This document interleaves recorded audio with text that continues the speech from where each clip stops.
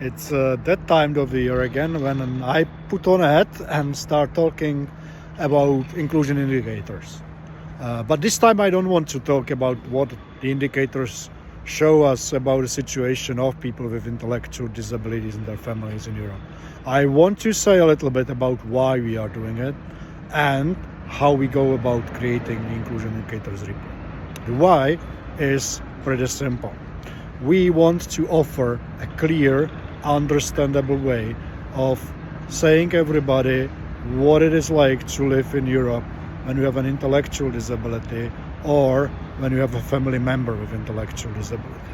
And the main point for us creating that report is to make it really clear, very easy to understand, to cut through all the fog and busyness of policy thinking, policy language, all the complexity of different areas and policies and all kinds of stuff.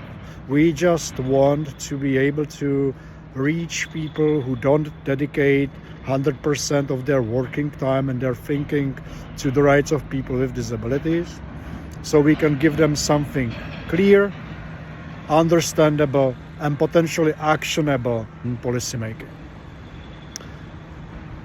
How we do that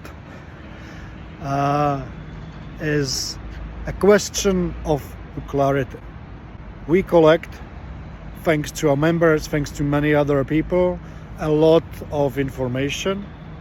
We always think of collecting more and being more nuanced there, and everybody all the time tells us, well, you should cover also this, and maybe this is something that should be described in more detail, and we could collect more data on that. And that's all true. But we also always have to remember what our main goal is: to make it clear and understandable so that anybody can get a good picture of the situation for people with intellectual disabilities and their families when it comes to the right to decide, right to live independently, housing or access to support, education, employment, healthcare, and also representation in disability organizations.